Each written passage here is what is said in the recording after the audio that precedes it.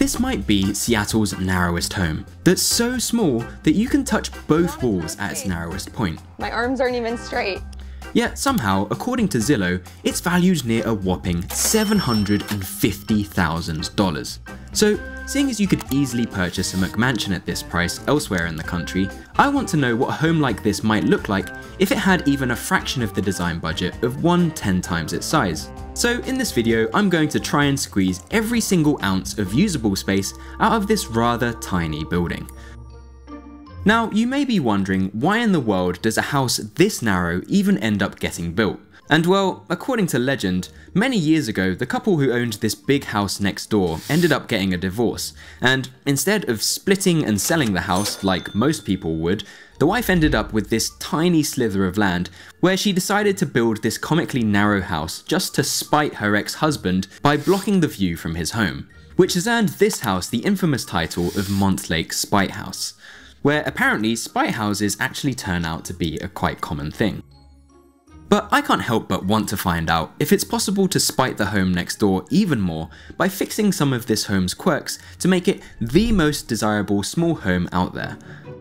So from what I can find online, this home is 55 inches on one end and 15 feet wide at the other, which actually makes it look like a bit of a cheese wedge thanks to its Dairy Lee inspired colour. And with the help of some information online along with a little bit of math, I should be mostly correct in assuming that the overall length of this home is around 43 feet, which means that I can build a very rough model of its mass in CAD, and then by finagling around with some of the images of the house in Photoshop, I can straighten them out to create a net, much like a flattened cardboard box, which I can then bring into my CAD model, where I can then trace around these images, and along with a little bit of architectural guesswork, I can get a rough model of the home with all of its fenestration, which is essentially a fancy architectural term for all of a building's holes. And after extruding all of these walls and bringing them into position, it leaves me with a relatively accurate 3D model, where when zooming around it, you can see that there are actually 4 entrances to this home in total.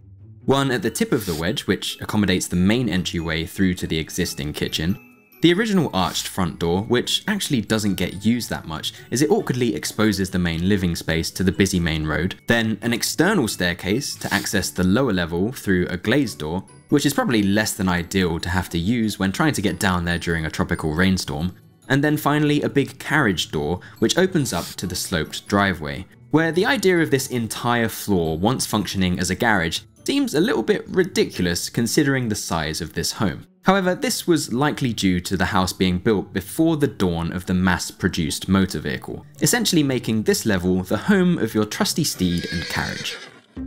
But herein lie the problems that need fixing with this space, where despite having a living area, 2 bedrooms, a laundry closet, and a shower room, this lower floor has no kitchen. And on the upper level, despite housing the master bedroom, ensuite, living area, and kitchen, this floor has no laundry room, which does create this reliance on the less than ideal external stair, which means that both floors can't actually function independently from one another. So right now, realistically, this somewhat depressing lower level can only really be enjoyed by guests rather than the home's actual inhabitants. And on both of these floors, the bathrooms require you to walk through a sleeping area in order to access them, which I imagine definitely makes the whole bathroom experience a little bit awkward. So for my imaginary dreamed up remodel of this home, I want to gut this interior completely on both levels, including all of the internal walls, the bathrooms, and the kitchen. And seeing as one of the very best ways to make your home feel larger is to bring the outside in, at least visually, I'm going to flip the garden area and the driveway and put in an enormous set of glazed doors to maximize the light making its way into this lower level. And by turning this existing sloped driveway into a flat patio and barbecue area through the use of a retaining wall, this makes it almost feel like a part of the home when these doors are open. And then by stepping up to the existing garden through some terraced planters, this also maximizes the light making its way down into this area. And by creating an inviting outdoor space which is both functional and pleasant to look at, this should make this north-facing room of the home the brightest and the most comfortable place to be in, thanks to this level connection to what feels like an extension of the room, which to me seems like a far better use of this space when compared to what was previously just a driveway for parking. And when considering that the current kitchen experience is less than ideal, unless for some reason you really like the look of fridges, it actually makes a lot of sense to capitalize on this new patio area by moving the kitchen downstairs, where we can actually tap into the home's existing soil stack. And what this means is that we can actually remove that ugly bulkhead that's hiding the existing kitchen's waste pipe too. And by placing in an efficient kitchenette with integrated laundry against this wall, it creates an incredibly social and flexible open plan living space in which you could place a reasonably sized dining table that now allows for the possibility of entertaining guests, where I can imagine that this room would become an enviable space to host a small gathering, and one that even provides enough space for a small family with kids to run around in, which in comparison is worlds away from what the previous heart of the home looked like at the narrowest point of the wedge. But as you move further into the plan, this floor still suffers from being pretty dark, while also being disconnected from the floor that's above, which I definitely don't like the idea of in the winter. So I'm going to do something a little bit counterintuitive and actually remove some of the floor area above in order to create space for an internal staircase. But because it's quite hard to justify this loss of usable floor area without getting the absolute best bang for your buck, by adding in a roof light above this space, this brings additional light down into this darker area of the plan, where you might find it useful to know that roof lights actually bring in around double the amount of light per square foot when compared to a typical window. But not only does a new stair make this space brighter and more pleasant to be in, but it can also become the home's main storage space by being built entirely out of drawers and cupboards, which can be used for various household items, while also being the perfect location for a wall-mounted TV, where all of the various gubbins can simply be wired into the storage below. And by making this out of wood, it creates a nice warm centerpiece for this room, along with this new connection between this space and the floor above. And despite losing some floor area, this does actually make the space feel bigger, as you can now see into this new space above it, which I think definitely makes this area feel a lot less claustrophobic. Especially when you consider that previously, this wasn't really a space that was particularly enjoyable to be in. But on this level, there are some things that you simply can't change, like this step that's a part of the existing foundations, which actually looks to be here because this home was extended at some point to make way for the secondary entryway and that narrow kitchen. But seeing as this opening is a little bit bare, I think this presents a great opportunity to echo some of the building's original architecture by introducing an arch, which I think adds a little bit more visual interest to this part of the home, and by adding in a thick curtain, this then divides this space from the sleeping area while adding some visual softness and acoustic treatment, where this room can continue to function as a guest bedroom, but also as a nice work area too with a desk. So it can function as both an extension of the living area, but also a space that is distinctly separate as a sleeping area too.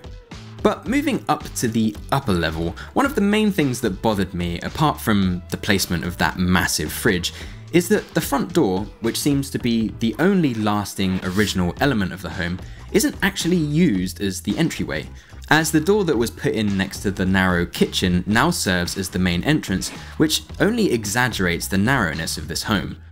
Which I think definitely works well if you're trying to create a catchy YouTube thumbnail, but probably isn't the most practical to live with. So seeing as we tend to make up our minds about people within the first 7 seconds of meeting them, when it comes to buildings, it's really no different. So by relocating the entryway here, and by creating 2 bedrooms either side, it reinstitutes the original intended progression through this building, where this actually becomes a very natural nexus point as you now have the choice to move left or right while still having sight lines above and below, which I think definitely enhances this sense of space and the relationship between each of the rooms. And by centrally locating the bathroom of this space too, this also reduces its proximity from private and communal areas where unpleasant sounds and smells might be quite unwelcome. And in doing this, this actually allows the master bedroom to now enjoy the full width of the home at its widest point, while making the most of the best viewpoints to the garden.